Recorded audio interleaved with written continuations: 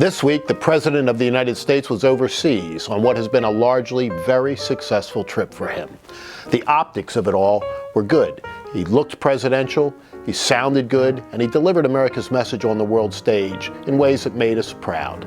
Meanwhile, back at home, the leaks continued. Somebody said to me earlier this week that this is the most leaks we've ever had in any administration.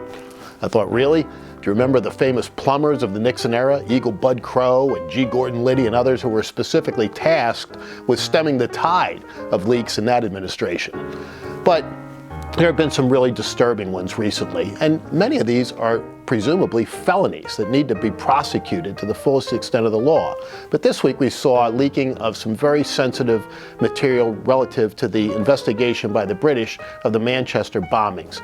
A very angry Prime Minister May cut off, at least temporarily, sharing with America the intelligence that they have from that particular investigation. Not a good thing.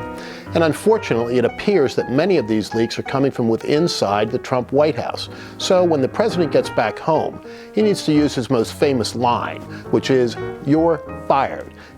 In effect, putting a zero-tolerance policy into effect and letting every person on the White House staff know that this stuff won't be tolerated any longer, that each one of them works for him and works for the people of the United States, and that the self-promotion, which is really at the core of all this, the back-channeling to the media in order to advance their own position, simply won't be tolerated any longer. The president might also throw in there an extra bonus by saying to them, if there are no more leaks, I'll stop twittering and tweeting for a little while. That might really work out well for the administration on a lot of different levels.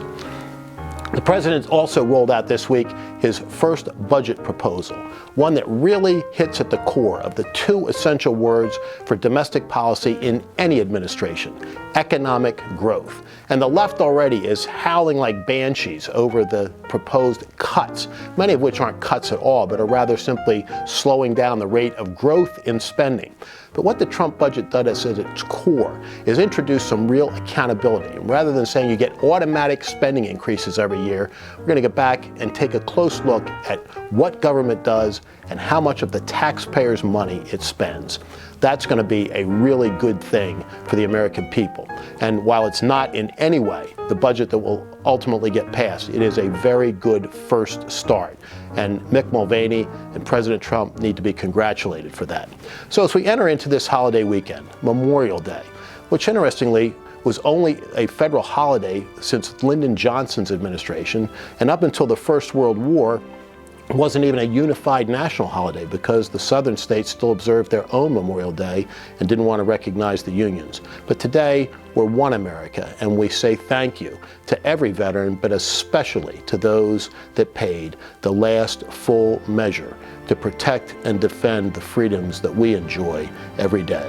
So as we observe Memorial Day, a very happy, wonderful holiday to all of you, and that is the best 60-ish seconds of your week.